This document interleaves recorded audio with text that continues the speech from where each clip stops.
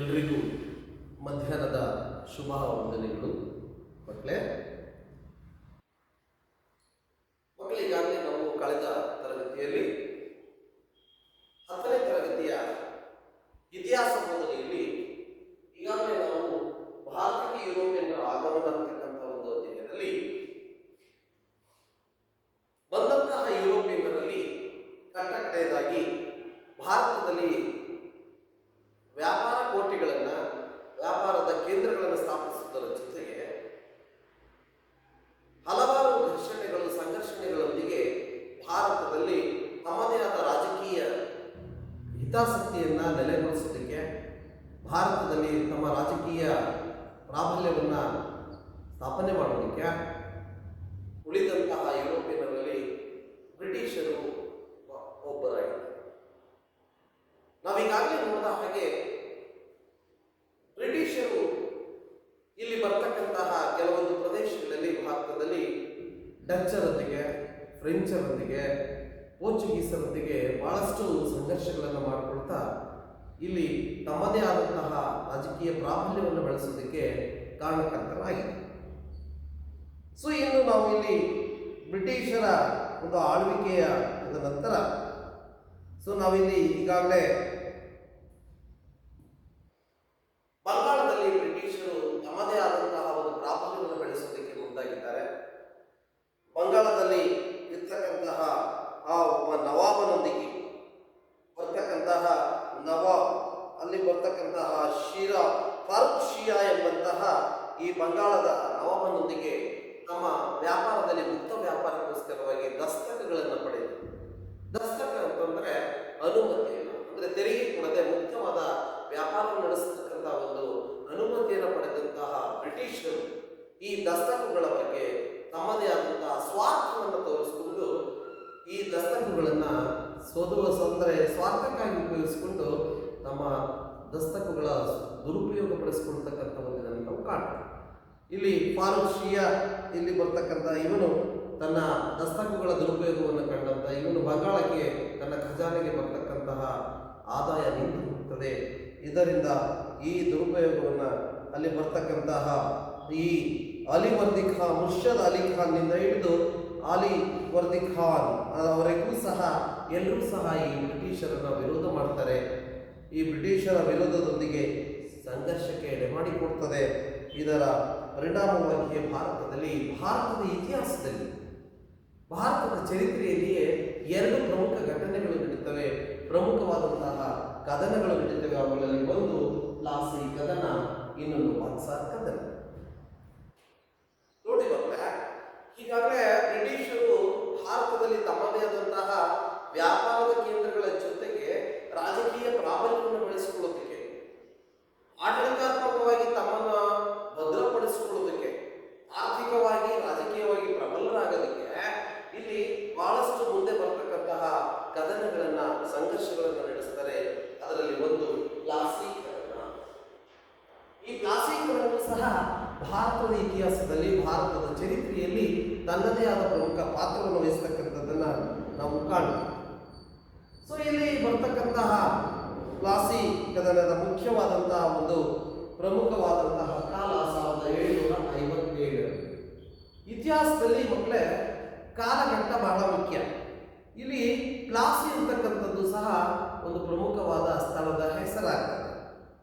ಇಲ್ಲಿ ಬರ್ತಕ್ಕಂತಹ ಬಂಗಾಳದಲ್ಲಿ ಅಲಿವರ್ದಿ ಖಾನ್ ಅಂತಕ್ಕಂತಹ ನವಾಬನ ಮರಣದ ನಂತರ, ಅವನು ನಿಧನವಾದ ನಂತರ ಅವನ ಮೊಮ್ಮಗನಾದಂತಹ ಸಿರಾಜುದ್ದೌಲನನ್ನ ಅಲ್ಲಿ ಅಧಿಕಾರಕ್ಕೆ ತರ್ತಾರೆ ಬ್ರಿಟಿಷರು. ಅಲಿವರ್ದಿ ಖಾನನ ಮರಣದ ನಂತರ ಅವನ ಮೊಮ್ಮಗನಾದಂತಹ ಸಿರಾಜ್ ಉದ್ದೌಲ್ ಅಧಿಕಾರಕ್ಕೆ ಬರ್ತಾನೆ. ಸಿರಾಜ್ ಉದ್ದೌಲ್ ಅಧಿಕಾರಕ್ಕೆ ಬರ್ತಾರೆ. ಸಿರಾಜ್ ಉದ್ದೌಲನನ್ನು ಅಧಿಕಾರಕ್ಕೆ ತರ್ತಾರೆ. ಸೊ ಇಲ್ಲಿ ಬಂದಂತಹ ಸಂದರ್ಭದಲ್ಲಿ ಯುವ ನವಾಬನಾದ ಸಿರಾಜ್ ಉದ್ದೌಲ್ ಬ್ರಿಟಿಷರೊಂದಿಗೆ ಇದ್ದ ಪ್ರಸಿದ್ಧ ಕದನ ನಡೀತದೆ. ಈ ಸಿರಾಜ್ ಉದ್ದೌಲನಿಗೂ ಮತ್ತು ಬ್ರಿಟಿಷರಿಗೂ ಇವರ ನಡುವೆ ಒಂದು ಯುದ್ಧ ಪ್ರಾರಂಭವಾಗುತ್ತೆ. ಅದೇ ಪ್ಲಾಸಿ ಕದನ 1757. ಈ 1757 ಈ ಒಂದು ಪ್ಲಾಸಿ ಕದನಕ್ಕೆ ಬಹಳಷ್ಟು ಕಾರಣಗಳು ಬಹಳ ಮುಖ್ಯವಾಗಿರ್ತವೆ. ಆ ಕಾರಣಗಳಲ್ಲಿ ಮುಖ್ಯವಾಗಿ ಬರ್ತಕ್ಕಂಥದ್ದು ದಸ್ತಕುಗಳ ದುರುಪಯೋಗ. ಒಂದು, ದಸ್ತಕುಗಳು ದುರುಪಯೋಗ, ದಸ್ತಕುಗಳ ದುರುಪಯೋಗ ಅಂತ ಹೇಳ್ಬೋದು. ನೋಡಿ, ಎರಡನೇ ಕಾರಣ ಅಂತ ಹೇಳಿದ್ರೆ ಅನುಮತಿ ಇಲ್ಲದೆ ಕೋಟೆಯನ್ನು ದುರಸ್ತಿಪಡಿಸುವುದು. ಅನುಮತಿ ಇಲ್ಲದೆ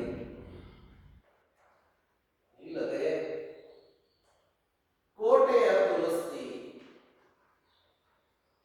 ದುರಸ್ತಿ ಮಾಡುವುದು. ಮೂರು, ಅನುಮತಿ ಇಲ್ಲದೆ ಕೋಟೆಯ ದುರಸ್ತಿ. ಮೂರು, ಕಪ್ಪು ಕೋಣೆ ದುರಂತ. ಕಪ್ಪು ಕೋಣೆ ದುರಂತ ನೋಡಿ. ಸೊ ಇವೆಲ್ಲವೂ ಸಹ ಪ್ರಮುಖ ಕಾರಣಗಳಾಗ್ತವೆ. ಕಪ್ಪು ಕೋಣೆ ದುರಂತ ಆಗಿರ್ಬೋದು.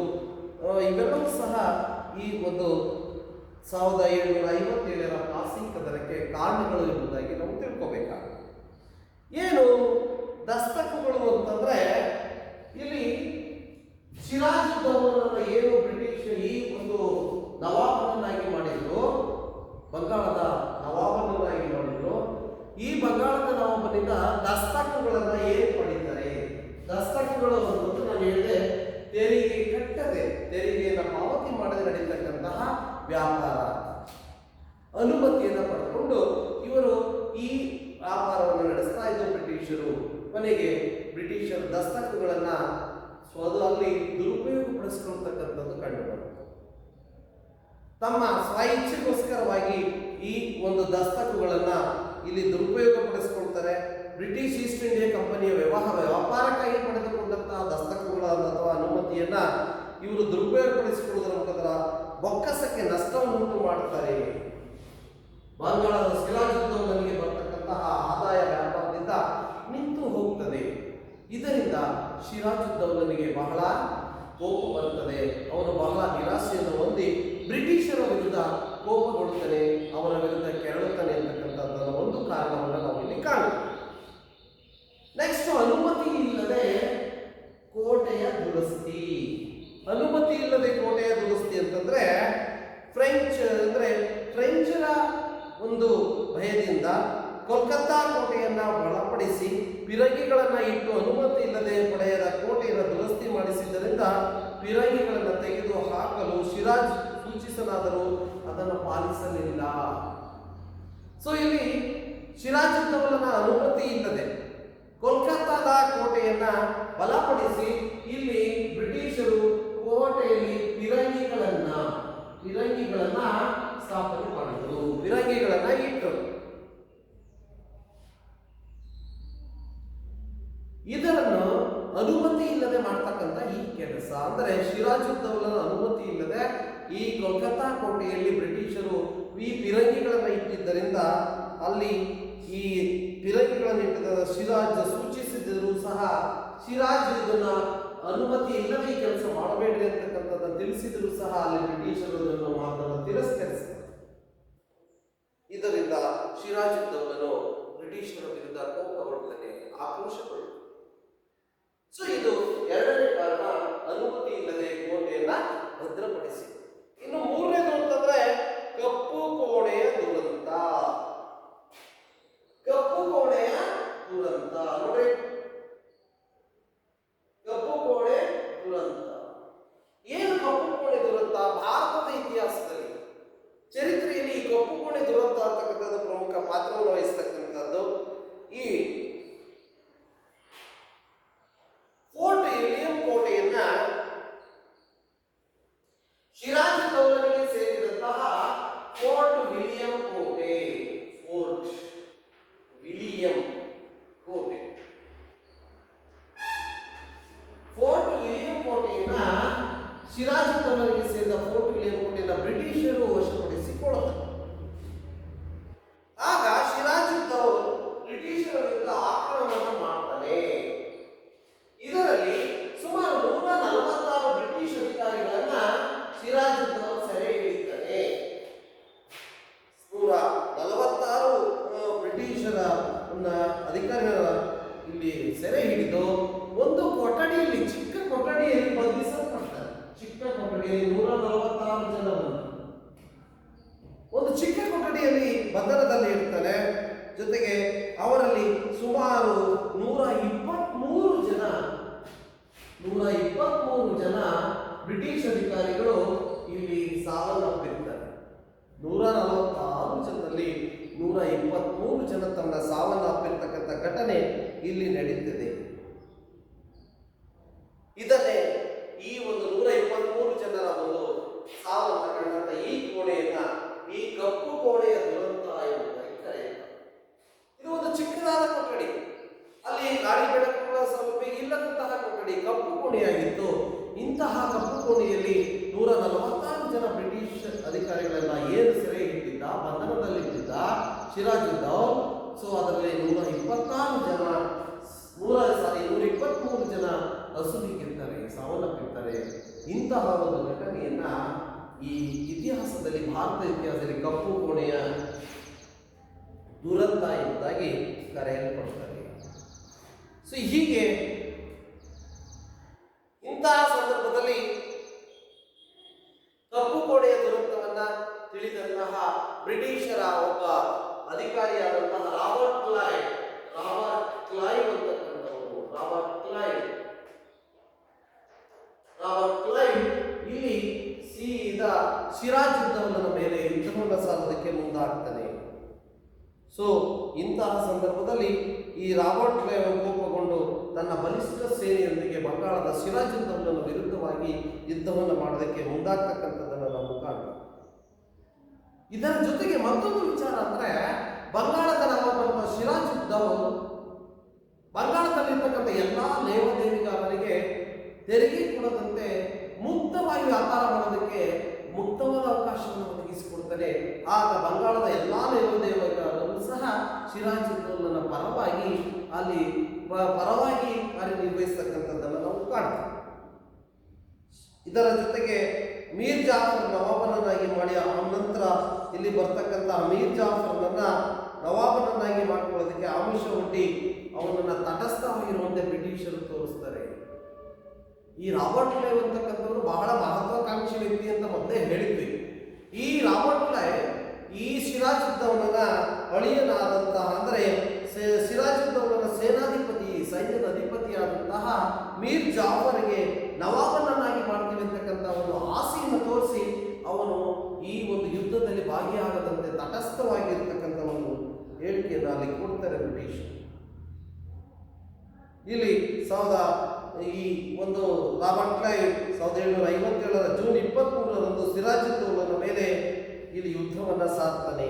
1757 ಜೂನ್ 23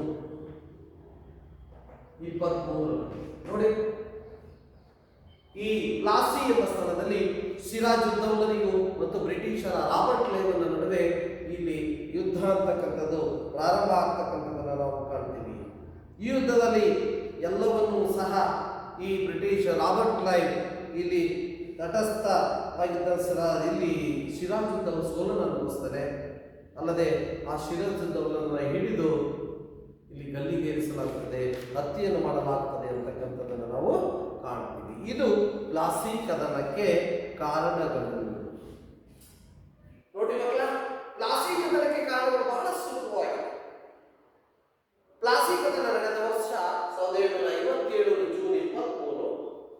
ಪ್ಲಾಸಿ ಕದನಕ್ಕೆ ಮುಖ್ಯವಾದ ಕಾರಣಗಳು 3. ದಸ್ತಕಗಳ ದುರುಪಯೋಗ. ದಸ್ತಕಗಳಂದ್ರೆ ಬಹಳ ತೆರಿಗೆಯನ್ನು ಕೊಡದೆ ಮುಕ್ತವಾಗಿ ವ್ಯಾಪಾರ ಮಾಡತಕ್ಕಂಥ ಅನುಮತಿ ಅಥವಾ ಪರವಾನಗಿ ಅಂತ ಹೇಳಿ. 2, ಅನುಮತಿ ಇಲ್ಲದೆ ಕೋಟೆಯ ದುರಸ್ತಿ. ಅಲ್ಲಿ ಕೋಲ್ಕತ್ತಾ ಕೋಟೆ, ಅಲ್ಲಿ ಬರ್ತಕ್ಕಂಥ ಕಲ್ಕತ್ತಾ ಕೋಟೆ ಅಥವಾ ಫೋರ್ಟ್ ವಿಲಿಯಂ ಕೋಟೆಗಳನ್ನು ಬ್ರಿಟಿಷರು ಸಿರಾಜುದ್ದೌಲನ ಅನುಮತಿ ಇಲ್ಲದೆ ಬಳಸ್ತಕ್ಕಂಥದ್ದು. ಈ ಫೋರ್ಟ್ ವಿಲಿಯಂ ಕೋಟೆಯಲ್ಲಿ ಸಿರಾಜುದ್ದೌಲನ ಅನುಮತಿ ಇಲ್ಲದೆ ಈ ಪಿರಂಗಿಗಳನ್ನ ಇಟ್ಟು ಕೋಟೆಯನ್ನು ದುರಸ್ತಿ ಮಾಡತಕ್ಕಂಥದ್ದು ಸಿರಾಜುದ್ದೌಲನಿಗೆ ಬಹಳ ಕೋಪಕ್ಕೆ ಕಾರಣ. 3ನೇ ಕಪ್ಪು ಕೋಣೆಯ ದುರಂತ. 146 ಬ್ರಿಟಿಷ್ ಅಧಿಕಾರಿಗಳ ಒಂದು ಸಣ್ಣ ಚಿಕ್ಕ ಕೋಣೆಯಲ್ಲಿ ತೊಂದರದಲ್ಲಿರ್ತಾರೆ. ಅವರಿಗೆ 123 ಜನ ಅಧಿಕಾರಿಗಳು ಅದರಲ್ಲಿ ಸಾವನ್ನ ಅಪ್ತಾರೆ. ಇದು ಕಪ್ಪು ಕೋಣೆಯ ದುರಂತ. ಹೀಗೆ ಈ ಎಲ್ಲಾ ವಿಚಾರಗಳ ಮೇಲೆ ಕೋಪಗೊಂಡಂತಹ ಸಿರಾಜುದ್ದೌಲ್ ಬ್ರಿಟಿಷರ ಅಧಿಕಾರಿ ಅಂತ ರಾಬರ್ಟ್ ಕ್ಲೈವ್ ಸೈನ್ಯದೊಂದಿಗೆ ಪ್ಲಾಸಿ ಎಂಬಲ್ಲಿ 1757 ಜೂನ್ 23ರಂದು ಅಲ್ಲಿ ಯುದ್ಧವನ್ನ ಸಾಕ್ತಾರೆ. ಯುದ್ಧದಲ್ಲಿ ಸಿರಾಜುದ್ದೌಲ ಸೋಲನ್ನು ಹೊಂದಿಸ್ತಾನೆ. ಕೊನೆಗೆ ಸಿರಾಜುದ್ದೌಲನ್ನ ಮರಣ ಹೊಂತಾನೆ ಅಥವಾ ಹತ್ಯೆಗೊಯ್ಯಲಾಗುತ್ತೆ. ಇನ್ನು ಪರಿಣಾಮಗಳನ್ನು ನಾವು ತಿಳ್ಕೋಬೇಕಾಗ್ತದೆ. ಕಾರಣಗಳ ಜೊತೆಗೆ ಪರಿಣಾಮಗಳು. ನೋಡಿ, ಯುದ್ಧ ನಡೆಯೋದಕ್ಕೆ ಕಾರಣ ಆಯಿತು, ಈಗ ಪರಿಣಾಮಗಳನ್ನು ನಾವು ತಿಳ್ಕೋಬೇಕಾಗ್ತದೆ. ನೋಡಿ ಗೊತ್ತಾ, ಪರಿಣಾಮಗಳು, ಎಫೆಕ್ಟ್ಸ್. ಇಲ್ಲಿ ಕಾರಣಗಳ ಜೊತೆಗೆ ಈಗ ಪರಿಣಾಮ, ಕ್ಲಾಸಿಕದ ಪರಿಣಾಮಗಳು.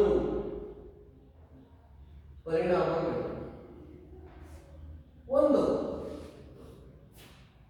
ಸಿರಾಜುದ್ದೌಲ ಸೋಲನ್ನು ಅನುಭವಿಸುವುದರಿಂದ ಏನಾಯ್ತಪ್ಪ ಅಂದ್ರೆ ಈ ಬಂಗಾಳದಲ್ಲಿ ಅಸಂಘಟನೆ, ವ್ಯಾಪಾರ ವರ್ಗದಲ್ಲಿ ಲಾಭ ಲೋಭಿತನೆ ಹೆಚ್ಚಾಯಿತು. ಅಸಂಘಟನೆ ಉಂಟಾಯಿತು ವ್ಯಾಪಾರಿಗಳಲ್ಲಿ. ಅಸಂಘಟಿತ ವ್ಯಾಪಾರಿಗಳಲ್ಲಿ ಲೋಭಿತನ ಉಂಟಾಯಿತು. ಲೋಭಿ ಅಂದ್ರೆ ಆಸೆ. ಎರಡು, ಇಲ್ಲಿ ಬರ್ತಕ್ಕಂತಹ ಎರಡನೇ ಕಾರಣ ಮೀರ್ ಜಾಫರ್ ಬಂಗಾಳದ ನವಾಬನಾದ. ಏನು ಯುದ್ಧದಲ್ಲಿ ಭಾಗವಹಿಸಬೇಕಂತ ಹೇಳಿದ್ರಲ್ಲ ಬ್ರಿಟಿಷರಿಗೆ, ಮೀರ್ ಜಾಫರ್ನನ್ನು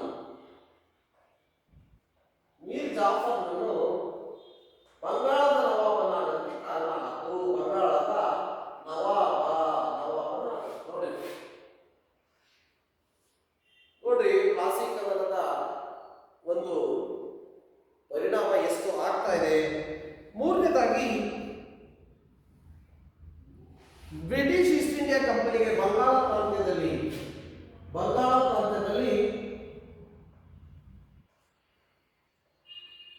ವ್ಯಾಪಾರ ನಡೆಸಲಿಕ್ಕೆ ಮುಕ್ತ ಅವಕಾಶ ಸಿಕ್ತು.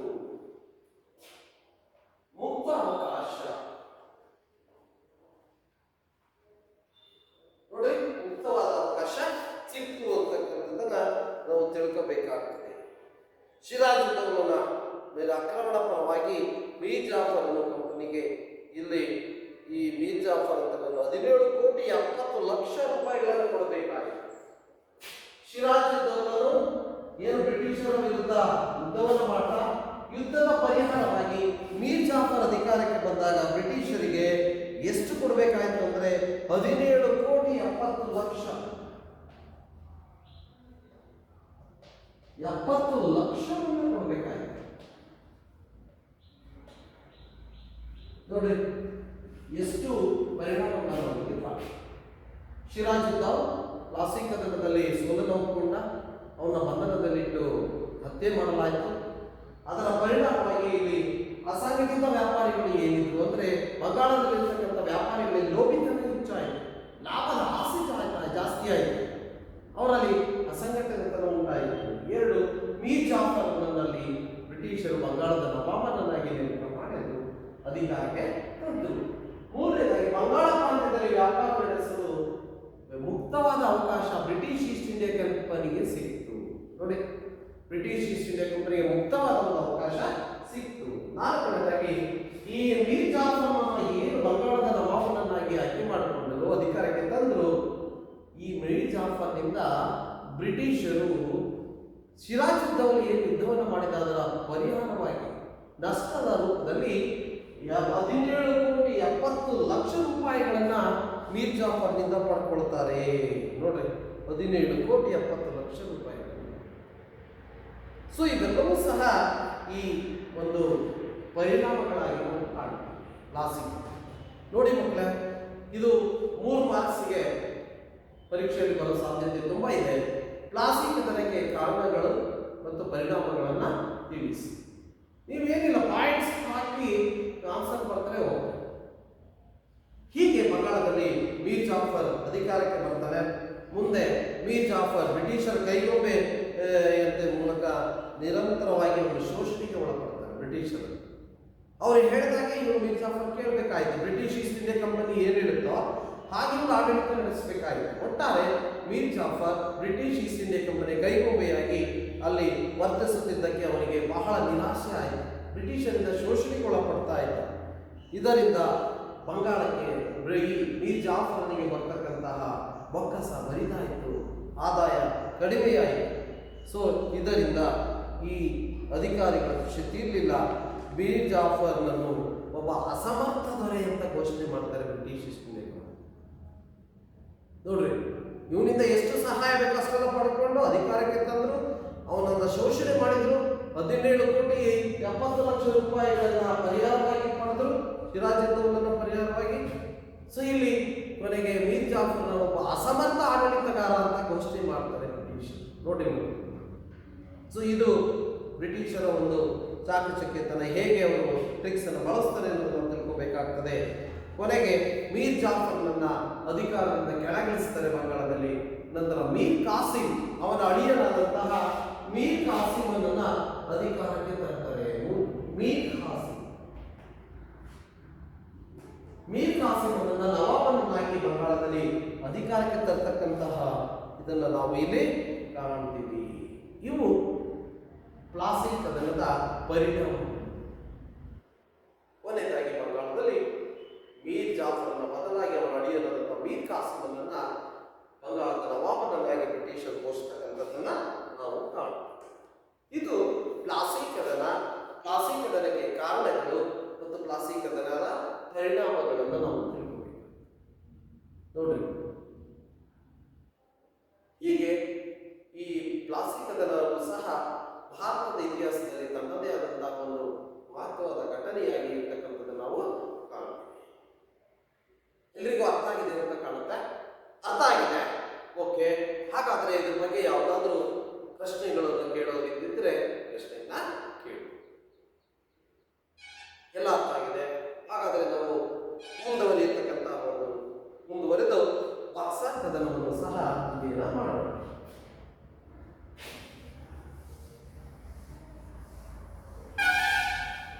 ಬಕ್ಸರ್ ಕದನ ಅರ್ಥ ಆಗಿದೆ ಎಲ್ರಿಗೂ? ಇಲ್ಲಿ ಬಕ್ಸರ್ ಕದನ ನೋಡ್ರಿ,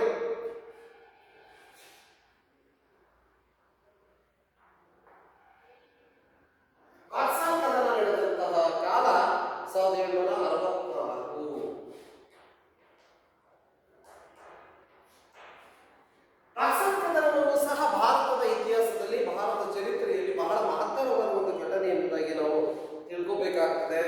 ಸೊ ಈಗಾಗಲೇ ಬಂಗಾಳದಲ್ಲಿರ್ತಕ್ಕಂತಹ ಮೀರ್ ಜಾಫರ್ನನ್ನ ಒಬ್ಬ ಅಸಮರ್ಥ ದೊರೆ, ಅಸಮರ್ಥ ಆಡಳಿತಗಾರ ಅಂತ ಘೋಷಣೆ ಮಾಡಿ ಬ್ರಿಟಿಷರು ಅವರ ಅಧಿಕಾರದಿಂದ ಕೆಳಗಿಳಿಸಿ ಅವರ ಅಳಿಯನಾದಂತಹ ಮೀರ್ ಕಾಸಿಮನನ್ನ ಇಲ್ಲಿ ಬಂಗಾಳದ ನವಾಬನನ್ನಾಗಿ ಮಾಡ್ತಕ್ಕಂಥದ್ದನ್ನ ನಾವು ಕಾಣ್ತೀವಿ. ಮೀರ್ ಕಾಸಿಂ ಒಬ್ಬ ಸಮರ್ಥ ಆಡಳಿತಗಾರನಾಗಿದ್ದ. ಈತನು ಸಹ ಆರಂಭದಲ್ಲಿ ಕಂಪನಿಗೆ ನಿಷ್ಠೆಯಿಂದ ಇದ್ದ. 2 ಲಕ್ಷ ಪೌಂಡ್ ಹಣದ ಜೊತೆ ಕೆಲವು ಪ್ರದೇಶಗಳನ್ನ ಇವನು ಸಹ ಬಿಟ್ಟುಕೊಟ್ಟ ಬ್ರಿಟಿಷ್ ಈಸ್ಟ್ ಇಂಡಿಯಾ ಕಂಪನಿಗೆ. 2 ಲಕ್ಷ ಪೌಂಡ್ಗಳನ್ನ ಕೊಟ್ಟ ಬ್ರಿಟಿಷ್ ಈಸ್ಟ್ ಇಂಡಿಯಾ ಕಂಪನಿಗೆ. ಜೊತೆಗೆ ಕೆಲವು ಪ್ರದೇಶಗಳನ್ನ ಬ್ರಿಟಿಷರಿಗೆ, ಇಲ್ಲಿ ಬ್ರಿಟಿಷ್ ಈಸ್ಟ್ ಇಂಡಿಯಾ ಕಂಪನಿಯ ಅಧೀನಕ್ಕೆ ಬಿಟ್ಟು ಕೊಡ್ತಕ್ಕಂಥ ಪರಿಸ್ಥಿತಿಯನ್ನ ಇಲ್ಲಿ ಮೀರ್ ಕಾಸಿಂ ಹೊಂದಿದ್ದ ಅನ್ನೋದನ್ನು ನಾವು ಕಾಣ್ತೀವಿ. ಶೀಘ್ರವೇ ಮೀರ್ ಕಾಸಿಂ ಈ ಬ್ರಿಟಿಷರ ಒಂದು ಶೋಷಣೆ ಅಂತಕ್ಕಂಥದ್ದನ್ನು ತಿಳ್ಕೊಂಡು ಶೀಘ್ರವೇ ಅವನು ತಾನು ಒಬ್ಬ ಸ್ವತಂತ್ರ ರಾಜ ಎಂಬುದಾಗಿ ಘೋಷಣೆಯನ್ನು ಮಾಡ್ತಾನೆ ಮೀರ್ ಕಾಸಿಂ. ಕೊನೆಗೆ ಬ್ರಿಟಿಷ್ ಈಸ್ಟ್ ಇಂಡಿಯಾ ಕಂಪನಿಯಿಂದ ಆಗ್ತಕ್ಕಂಥ ದಸ್ತಕಗಳ ಒಂದು ದುರುಪಯೋಗದ ಬಗ್ಗೆಯೂ ಸಹ ಇವನು ಮೀರ್ ಕಾಸಿಂ ತಿಳ್ಕೊಂಡು ಬ್ರಿಟಿಷರ ವಿರುದ್ಧ ಬಹಳ ಅಸಮಾಧಾನವನ್ನ ವ್ಯಕ್ತಪಡಿಸ್ತಾನೆ. ಜೊತೆಗೆ ಬಂಗಾಳದ ಎಲ್ಲಾ ವ್ಯಾಪಾರವನ್ನು ಸಹ ಸುಂಕ ಮುಕ್ತ ವ್ಯಾಪಾರ ಎಂಬುದಾಗಿ ಘೋಷಣೆಯನ್ನು ಸಹ ಮಾಡ್ತಾನೆ. ಮೀರ್ ಕಾಸಿಮನು ಸಹ ಈ ಬ್ರಿಟಿಷರ ಒಂದು ಶೋಷಣೆಗೆ ಒಳಪಟ್ಟವನು ಬಹಳಷ್ಟು ಬೇಸರಗೊಳ್ತಾನೆ. ತಾನೇ ಸ್ವತಂತ್ರ ರಾಜ ಎಂಬುದಾಗಿ ಘೋಷಣೆ ಮಾಡ್ತಕ್ಕಂಥದ್ದನ್ನು ನಾವು ಕಾಣ್ತೀವಿ. ಇದರಿಂದಾಗಿ ಏನು ಬಂಗಾಳದಲ್ಲಿ ವ್ಯಾಪಾರಿಗಳಿಗೆ ಮುಕ್ತವಾದಂತಹ ವ್ಯಾಪಾರ ಮಾಡೋದಕ್ಕೆ ಅವಕಾಶ ಕೊಟ್ಟ ಈ ಬಂಗಾಳದ ವ್ಯಾಪಾರಿಗಳು ಮತ್ತು ಬ್ರಿಟಿಷ್ ಈಸ್ಟ್ ಇಂಡಿಯಾ ಕಂಪನಿಯ ವ್ಯಾಪಾರಿಗಳ ನಡುವೆ ಪೈಪೋಟಿ ಏರ್ಪಡಿತು. ಇದರಿಂದ ಬ್ರಿಟಿಷರ್ ಈಸ್ಟ್ ಇಂಡಿಯಾ ಕಂಪನಿ ತುಂಬಾ ನಷ್ಟ ಆಗ್ತಕ್ಕಂಥ ಪರಿಸ್ಥಿತಿ ಉಂಟಾಗಿದ್ದನ್ನು ಕಂಡು ಬ್ರಿಟಿಷರು ಹೇಗಾದರೂ ಮಾಡಿ ಈ ಮೀರ್ ಕಾಸಿಮನ ವಿರುದ್ಧ ಹೋರಾಟ ಮಾಡಬೇಕು ಅಂತಕ್ಕಂಥ ನಿರ್ಧಾರಕ್ಕೆ ಬಂತು. ಸೊ ಇಲ್ಲಿ ಬರ್ತಕ್ಕಂತಹ ಮೀರ್ ಕಾಸಿಂ ಮೀರ್ ಜಾಫರ್ನ ಕೆಳಗಿಳಿಸಿ ಮೀರ್ ಜಾಫರ್ನನ್ನು ನವಾಬನಾಗಿ ಮಾಡ್ತಾರೆ.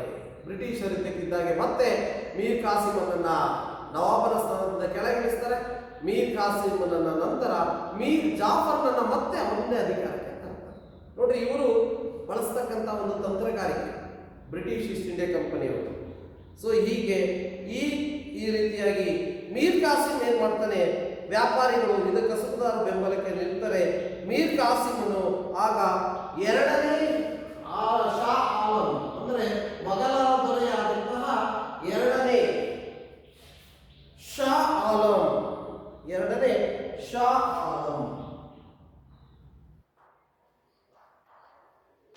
ಆಗ ಮೀರ್ ಕಾಸಿಮ್ ಮೇಲೆ ಪದಚ್ಯುತಿಗೊಳ್ಳುತ್ತಾರೆ. ಮೀರ್ ಜಾಫರ್ನ ಅಧಿಕಾರಕ್ಕೆ ತರ್ತಾರೆ. ಪದಚ್ಯುತಿಗೊಂಡಂತಹ ಮೀರ್ ಕಾಸಿಮ್ ಆಗ ಮೊಘಲ ದೊರೆಯಾದ ಎರಡನೇ ಶಾ ಆಲಮನ ಒಂದು ನೆರವನ್ನು ಪಡೆಯೋದಕ್ಕೆ ಮುಂದಾಗ್ತಾನೆ. ಅದೇ ರೀತಿಯಾಗಿ ಔದ್ ಪ್ರದೇಶದ ಶುಜಾ ಉದ್ ದೌಲ್ ಇವನ ಒಂದು ನೆರವನ್ನು ಸಹ ಕೇಳ್ತಾರೆ ಮೀರ್ ಕಾಸಿಮ್. ನೋಡಿ, ಇಲ್ಲಿ ಮೀರ್ ಕಾಸಿಮ್ ಈ ಎರಡನೇ ಶಾ ಆಲಂ ಮೊಘಲ ದೊರೆ ಹಾಗೂ ಔದ್ ಪ್ರದೇಶ ಅಂತಕ್ಕಂಥದ್ದಿದೆ. ಔದ್ ಪ್ರದೇಶದಲ್ಲಿ ಆಳ್ವಿಕೆ ನಡೆಸತಕ್ಕಂತಹ ಶುಜಾ ಉದ್ ದೌಲ್ ಅನ್ನತಕ್ಕಂತಹ ಈ ಇಬ್ಬರ ಒಂದು ಸೈನ್ಯದ ನೆರವನ್ನ ಕೇಳುತ್ತಾನೆ. ಈಗ ಮೀರ್ ಕಾಸಿಮ್ ಸೈನ್ಯ ಶಾ ಆಲಂ ಎರಡನೇ ಶಾ ಆಲಂನ ಮೊಘಲ್ ಸಾಮ್ರಾಜ್ಯದ ಒಂದು ಸೈನ್ಯ ಮತ್ತು ಔದ್ ಪ್ರದೇಶದ ಶುಜಾ ಉದ್ ದೌಲ್ ಎಂಬಂತಹ ಈ ಮೂವರು ಈ ಸಂಯುಕ್ತ ಸೈನ್ಯ ಅಂತಕ್ಕಂಥದ್ದು ಬ್ರಿಟಿಷರ ವಿರುದ್ಧ ಹೋರಾಟ ಮಾಡೋದಕ್ಕೆ ಸಿದ್ಧವಾಗಿರ್ತಕ್ಕಂಥದ್ದನ್ನು ನಾವು ಕಾಣ್ತೀವಿ. ಸೊ ಇಲ್ಲಿ ಶುಜಾ ಉದ್ ದೌಲ್ ಎರಡನೇ ಶಾ ಆಲಂ ಯುದ್ಧ ಮಾಡೋದಕ್ಕೆ ಒಪ್ಕೊಳ್ತಾರೆ, ಅವರೊಂದಿಗೆ ಒಪ್ಪಂದಕ್ಕೆ ಬರ್ತಾರೆ. ಈಗ ಶುಜಾ ಇದರ ಪರಿಣಾಮವಾಗಿ ಮೀರ್ ಕಾಸಿಮ್ ನೇತೃತ್ವದ ಮೂರು ಸಂಯುಕ್ತ ಪಡೆಗಳು ಇಲ್ಲಿ ಮೀರ್ ಕಾಸಿಮನ ಮತ್ತು ಎರಡನೇ ಶಾ ಆಲಂ ಶುಜಾ ಉದ್ ದೌಲ್ ಈ ಮೂವರ ಒಂದು ಸಂಯುಕ್ತ ಸೇನೆ ಅಂತಕ್ಕಂಥದ್ದು ಇಲ್ಲಿ ಬ್ರಿಟಿಷ್ ಈಸ್ಟ್ ಇಂಡಿಯಾ ಕಂಪನಿಯ ವಿರುದ್ಧವಾಗಿ ಯುದ್ಧವನ್ನು ಸಾರ್ತಾರೆ. ಆಗ ಬ್ರಿಟಿಷ್ ಈಸ್ಟ್ ಇಂಡಿಯಾ ಕಂಪನಿಯ ಸೈನ್ಯದ ನೇತೃತ್ವವನ್ನು ಹೊಂದಿದಂಥವನು ಹೆಕ್ಟರ್ ಮನ್ರೋ ಅಂತಕ್ಕಂಥವನು. ನೋಡಿ, ಹೆಕ್ಟರ್ ಮನ್ರೋ ಅಂತಕ್ಕಂಥವನು ಬ್ರಿಟಿಷ್ ಈಸ್ಟ್ ಇಂಡಿಯಾ ಕಂಪನಿಯ ಸೈನ್ಯದ ನೇತೃತ್ವವನ್ನು ವಹಿಸಿರ್ತಕ್ಕಂಥದ್ದಾಗಿ ನಾವು ಕಾಣ್ತೀವಿ. ಹೀಗೆ 1764ರಲ್ಲಿ ಬಕ್ಸಾರ್ ಎಂಬ ಪ್ರದೇಶದಲ್ಲಿ ಎರಡು ಈ ತ್ರಿಕೂಟ ಸೈನ್ಯಗಳು, ಸಂಯುಕ್ತ ಸೇನೆಗಳು ಮತ್ತು ಬ್ರಿಟಿಷರ ಈ ಒಂದು ಹೆಕ್ಟರ್ ಮನ್ರೋ ಇವನ ನೇತೃತ್ವದಲ್ಲಿ ಬಕ್ಸಾರ್ ಎಂಬ ಸ್ಥಳದಲ್ಲಿ 1764ರಲ್ಲಿ ಯುದ್ಧ ಘರ್ಷಣೆ ಅಂತಕ್ಕಂಥದ್ದು ನಡೆಯುತ್ತದೆ. ಈ ಯುದ್ಧದಲ್ಲಿಯೂ ಸಹ ಮೀರ್ ಕಾಸಿಮ್ ಸೋಲನ್ನು ಅನುಭವಿಸ್ತಾರೆ. ನೋಡ್ರಿ, ಇಷ್ಟು ಸಂಯುಕ್ತವಾದಂತಹ ಸೇನೆಗಳ ವಿರುದ್ಧವಾಗಿ ಆ ಬ್ರಿಟಿಷರು ಹೋರಾಟ ಮಾಡ್ತಾರೆ. ಹೆಕ್ಟರ್ ಮನ್ರೋ ಇವನ ನೇತೃತ್ವದಲ್ಲಿ ಸೈನ್ಯ ಹೋರಾಟವನ್ನು ಮಾಡಿ ಮೀರ್ ಕಾಸಿಮ್ನನ್ನು ಸೋಲಿಸ್ತಾರೆ. ಮೀರ್ ಕಾಸಿಮ್ ಸೈನ್ಯದಿಂದ ಪಲಾಯನ ಮಾಡ್ತಾರೆ, ಓಡಿ ಹೋಗ್ತಾನೆ.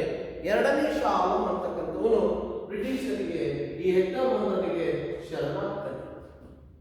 ಶರಣಾಗದ ಜೊತೆಗೆ ಅವನು ಇಲ್ಲಿ ತನ್ನ ಬ್ರಿಟಿಷ್ ಶಕ್ತಿ ತಂದೊಡ್ಡ ಒಕ್ಕೂಟದ ಎಲ್ಲ ಸಂಪೂರ್ಣ ಫಲ ಇಲ್ಲಿ ವಿಫಲವಾಗ್ತದೆ. ತ್ರಿಕೂಟ ಸೈನ್ಯದ ಎಲ್ಲ ಪ್ರಯತ್ನಗಳು ವಿಫಲವಾಗ್ತಕ್ಕಂಥದ್ದನ್ನು ನಾವು ಕಾಣ್ತೀವಿ.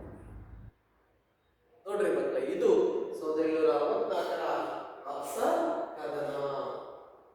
ಬಕ್ಸಾರ್ ಕದನವನ್ನು ನಾವಿಲ್ಲಿ ಇಟ್ಕೊಳ್ತೀವಿ. ಇದು ಮುಖ್ಯವಾಗಿ ತ್ರಿಕೂಟ ಸೈನ್ಯಗಳು, ಮೀರ್ ಕಾಸಿಮ್, ಎರಡನೇ ಶಾ ಆಲಂ ಮೊಘಲ್ ದೊರೆ, ಔದ್ ಪ್ರದೇಶದಲ್ಲಿ ಬರ್ತಕ್ಕಂತಹ ಶುಜಾ ಉದ್ ದೌಲ್ ಈ ಸಂಯುಕ್ತ ಪಡೆಗಳ ವಿರುದ್ಧವಾಗಿ ಬ್ರಿಟಿಷ್ ಈಸ್ಟ್ ಇಂಡಿಯಾ ಕಂಪನಿಯ ಹೆಕ್ಟರ್ ಮನ್ರೋನ ನೇತೃತ್ವದಲ್ಲಿ ಬ್ರಿಟಿಷ್ ಸೈನ್ಯ ನಡುವೆ ಇಲ್ಲಿ ಘರ್ಷಣೆ ಯುದ್ಧ ಪ್ರಾರಂಭ ಆಗ್ತದೆ.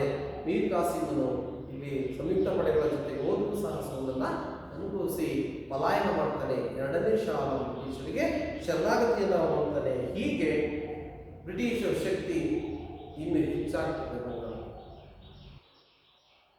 ಹೀಗೆ 1764ರಲ್ಲಿ ಬಕ್ಸಾರ್ ಕದನ ನಡೆಯುತ್ತದೆ.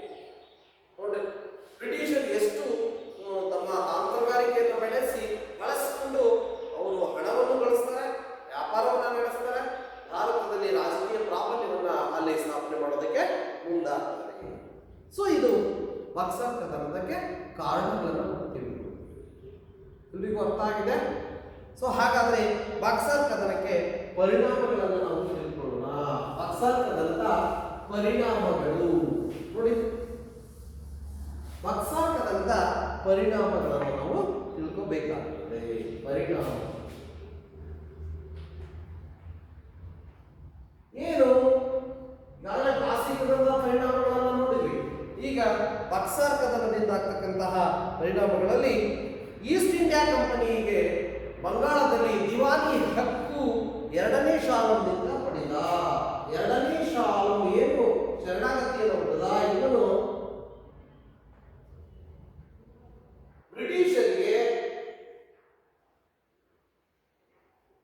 ಬ್ರಿಟಿಷರಿಗೆ ದಿವಾನಿ ಹಕ್ಕನ್ನ ನೀಡುತ್ತಾನೆ. ಬ್ರಿಟಿಷ್ ಈಸ್ಟ್ ಇಂಡಿಯಾ ಕಂಪನಿಗೆ ದಿವಾನಿ ಹಕ್ಕು ನೋಡಿ,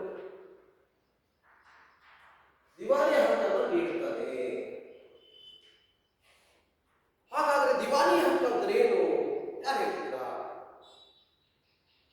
ದಿವಾನಿ ಹಕ್ಕು ಅಂದ್ರೆ ತೆರಿಗೆಯನ್ನ ಕೊಡ್ತಕ್ಕಂತಹ ಹಕ್ಕು, ತೆರಿಗೆಯನ್ನ ವಸೂಲಿ ಮಾಡತಕ್ಕಂತಹ ಹಕ್ಕು. ಇದನ್ನ ಕೇವಲ ಬ್ರಿಟಿಷ್ ಈಸ್ಟ್ ಇಂಡಿಯಾ ಕಂಪನಿಗೆ ಎರಡನೇ ಶಾಲಂ ಬಿಟ್ಟು ಕೊಡ್ತಾನೆ, ಅಧಿಕಾರವನ್ನು ಕೊಡ್ತಾನೆ. ಇದಲ್ಲದೆ ಯುದ್ಧದ ಪರಿಹಾರವಾಗಿ ಇಲ್ಲಿ ಬಂಗಾಳದ ಮೇಲೆ ಹಕ್ಕನ್ನೆಲ್ಲ ಬಿಟ್ಟುಕೊಡ್ಬೇಕಾಯಿತು. ಜೊತೆಗೆ ಶಾಲಂ ವಾರ್ಷಿಕ 26 ಲಕ್ಷ ರೂಪಾಯಿಗಳನ್ನು ಪಡೆದು ಬಂಗಾಳದ ಮೇಲಿನ ತನ್ನ ಹಕ್ಕನ್ನೆಲ್ಲ ಬಿಟ್ಟುಕೊಡ್ಬೇಕಾಯಿತು. 26 ಲಕ್ಷ ರೂಪಾಯಿಗಳನ್ನು ಪಡ್ಕೊಂಡು ಬಂಗಾಳದ ಮೇಲಿನ ತನ್ನ ಹಕ್ಕನ್ನ ಬಿಟ್ಟು ಕೊಡ್ತಾನೆ ಎರಡನೇ ಶಾ ಆಲಂ. ನೋಡ್ರಿ, ಎರಡನೇ ಶಾ ಆಲಂ 26 ಲಕ್ಷ ರೂಪಾಯಿಗಳನ್ನು ಕೊಡ್ತಾನೆ ಪಡೆದು. ವಾರ್ಷಿಕವಾಗಿ ಒಂದೇ ಸಲ ಅಲ್ಲ, ವಾರ್ಷಿಕವಾಗಿ 26 ಲಕ್ಷಗಳನ್ನು ಪಡ್ಕೊಂಡು ಆ ಎರಡನೇ ಶಾ ಆಲಂ ಬಂಗಾಳದ ಮೇಲೆ ಇರ್ತಕ್ಕಂತಹ ತನ್ನ ಹಕ್ಕನ್ನೆಲ್ಲ ಬಿಟ್ಟುಕೊಡ್ತಾನೆ ಬ್ರಿಟಿಷರಿಗೆ. ಇನ್ನು ಔದ್ರ ನವಾಬನಾದಂತಹ ಸಿರಾಜುದ್ದೌಲನು ಕಂಪನಿಗೆ ಯುದ್ಧದ ನಷ್ಟ ಪರಿಹಾರವಾಗಿ 50 ಲಕ್ಷ ರೂಪಾಯಿಗಳನ್ನು ಕೊಡಬೇಕಾಯಿತು ಬ್ರಿಟಿಷ್ ಈಸ್ಟ್ ಇಂಡಿಯಾ ಕಂಪನಿ. ಯುದ್ಧದ ನಷ್ಟದ ಪರಿಹಾರವಾಗಿ ಶುಜಾವುದ್ದೌಲ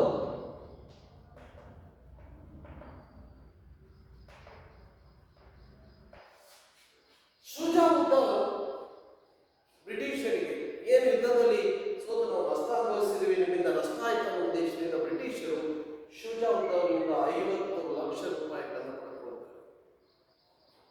ನೋಡ್ರಿ ಮೈಗ, ಇಲ್ಲಿ ಬಹಳಷ್ಟು ವಿಚಾರವನ್ನು ನಾವು ಯೋಚನೆ ಮಾಡಬೇಕು. ಇಲ್ಲಿ ಬ್ರಿಟಿಷರು ರಾಜಕೀಯ ಪ್ರಾಬಲ್ಯದ ಜೊತೆಗೆ ಆರ್ಥಿಕವಾಗಿ ಸಬಲರಾಗ್ತಾ ಇದ್ದಾರೆ, ವ್ಯಾಪಾರವನ್ನು ಅಭಿವೃದ್ಧಿಪಡಿಸಿಕೊಳ್ತಾ ಇದ್ದಾರೆ, ರಾಜಕೀಯ ಪ್ರಾಬಲ್ಯವನ್ನು ಹೆಚ್ಚಿಸಿಕೊಡ್ತಾ ಇದ್ದಾರೆ. ಸೊ ಹೀಗೆ ದೇಶೀಯ ರಾಜರುಗಳು, ಭಾರತ ದೇಶದ ದೇಶೀಯ ರಾಜರುಗಳಲ್ಲಿ ಇವರು ಬಹಳ ಶೋಷಣೆಯನ್ನು ಉಂಟು ಮಾಡ್ತಾರೆ. ಸೊ ಇನ್ನು ಮೀರ್ ಜಾಫರ್ ಮರಣ ಹೊಂದಿದ ನಂತರ ಅವನ ಮಗನಿಗೆ ವಿಶ್ರಾಂತಿ ವೇತನ ನೀಡಿ ಬಂಗಾಳದ ಪೂರ್ಣ ಆಡಳಿತವನ್ನ ಕಂಪನಿ ನಿರ್ವಹಿಸಿಕೊಡುತ್ತದೆ. ಮೀರ್ ಜಾಫರ್ ಮರಣ ಹೊಂದಿದ ನಂತರ ಅವನ ಮಗನಿಗೆ ವಿಶ್ರಾಂತಿ ವೇತನವನ್ನು ನೀಡಿ ಬಂಗಾಳದ ಸಂಪೂರ್ಣವಾದ ಅಧಿಕಾರವನ್ನ ಬ್ರಿಟಿಷರು ವಹಿಸಿ ಕೊಡುತ್ತದೆ. ನೋಡ್ರಿ, ಹೀಗೆ ಇನ್ನೊಂದು ವಿಚಾರ ಅಂದ್ರೆ ದಿವಾನಿ ಹಕ್ಕಂದ್ರೆ ನೀವು ತಿಳ್ಕೋಬೇಕಾಗ್ತದೆ, ಭೂ ಕಂದಾಯವನ್ನು ವಸೂಲಿ ಮಾಡುವ ಹಕ್ಕು. ದಿವಾನಿ ಹಕ್ಕಂದ್ರೆ ಏನಪ್ಪ? ಭೂ ಕಂದಾಯವನ್ನು ವಸೂಲಿ ಮಾಡತಕ್ಕಂಥ ಹಕ್ಕನ್ನ ದಿವಾನಿ ಹಕ್ಕು ಅಂತ ಕರಿತೀವಿ. ಇದರ ಜೊತೆಗೆ ಇಲ್ಲಿ ಬರ್ತಕ್ಕಂತಹ ಬಂಗಾಳ, ಬಿಹಾರ, ಒರಿಸ್ಸಾ ಇನ್ನು ಕೆಲವು ಪ್ರದೇಶಗಳ ಮೇಲೆ ಬ್ರಿಟಿಷರು ಇಲ್ಲಿ ತಮ್ಮದೇ ಆದ ಪ್ರಾಬಲ್ಯವನ್ನ, ಅಧಿಕಾರವನ್ನು ಸ್ಥಾಪನೆ ಮಾಡಿಕೊಳ್ತಾರೆ. ರಾಜಕೀಯವಾಗಿ ಪ್ರಬಲರಾಗ್ತಕ್ಕಂಥದ್ದನ್ನು ಸಹ ನಾವು ಇಲ್ಲಿ ಕಾಣ್ತೀವಿ. ಇದಲ್ಲದೆ 1765ರಲ್ಲಿ ರಾಬರ್ಟ್ ಕ್ಲೈವ್, 1765ರಲ್ಲಿ ಏನಿದ್ದ ರಾಬರ್ಟ್ ಕ್ಲೈವ್ ಎಂಬಂತಹ ಬ್ರಿಟಿಷ್ ಅಧಿಕಾರಿ ಇದ್ದಲ್ಲ, ಕ್ಲೈವ್, ಈ ಬ್ರಿಟಿಷ್ ಅಧಿಕಾರಿ 1765ರಲ್ಲಿ ಬಂಗಾಳದಲ್ಲಿ ದ್ವಿಪ್ರಭುತ್ವ ಆಡಳಿತ ಪದ್ಧತಿಯನ್ನು ಜಾರಿಗೆ ತರ್ತಾನೆ. ದ್ವಿಪ್ರಭುತ್ವ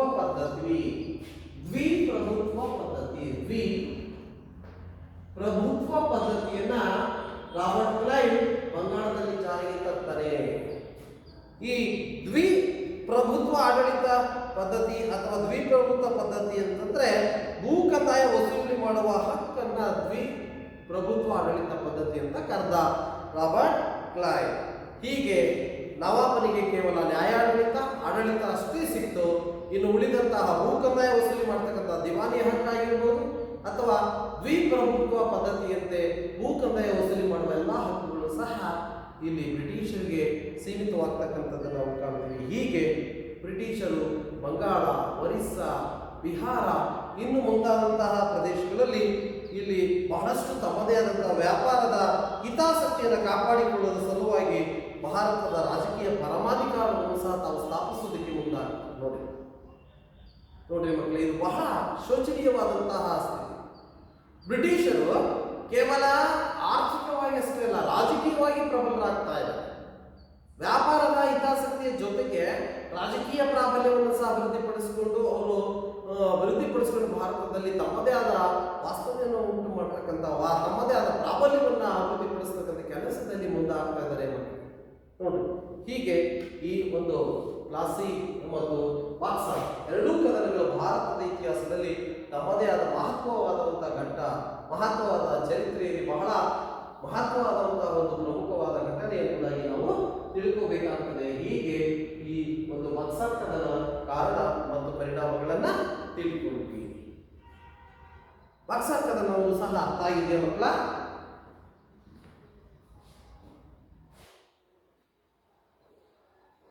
ನನಗೆ ಅನಿಸುತ್ತೆ ಎಲ್ಲರಿಗೂ ಸಹ ಈ ಎರಡೂ ಕದನಗಳು ಅರ್ಥ ಆಗಿದೆ ಅಂತ ತಿಳ್ಕೊಳ್ಳೋಣ.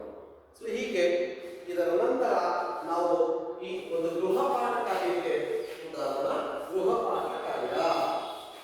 ಗೃಹಪಾಠದಲ್ಲಿ ನಾನು ಈಗಾಗಲೇ ಹೇಳಿದ್ದೀನಿ, ಬಕ್ಸರ್ ಕದನಕ್ಕೆ ಗೃಹಪಾಠ,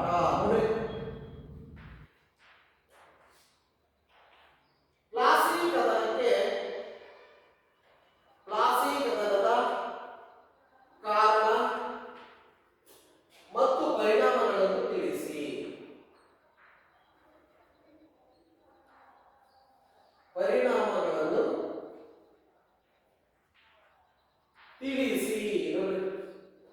ಏನು ಬಕ್ಸರ್ ಕದನಕ್ಕೆ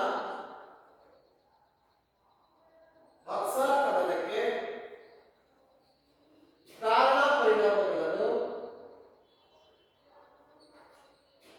ಪರಿಣಾಮಗಳನ್ನು ತಿಳಿಸಿ. ಮೂರು, ದ್ವಿಪ್ರಭುತ್ವ ಪದ್ಧತಿಯನ್ನು ಯಾರು ಜಾರಿಗೆ ತಂದರು?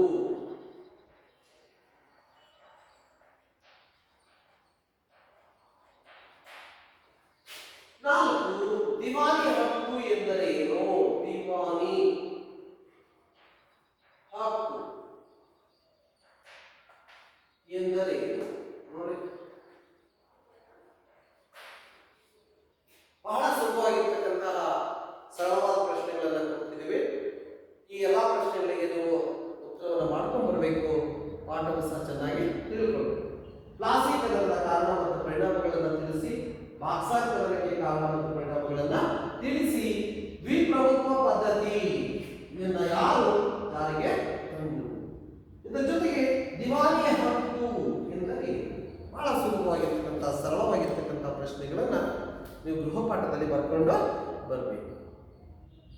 ಎಲ್ರಿಗೂ ಈ ಪಾಠ ಅರ್ಥ ಆಗಿದೆ ಅಂತ ತಿಳ್ಕೊಳ್ತಾ ಇಂದಿನ ಈ ಪಾಠವನ್ನು ಮುಕ್ತಾಯ ಮಾಡ್ತಾ ಇದ್ದೀನಿ. ಮುಂದಿನ ತರಗತಿಯಲ್ಲಿ ಮುಂದಿನ ವಿಚಾರಗಳ ಬಗ್ಗೆ ಚರ್ಚೆ ನಡೆಸೋಣ.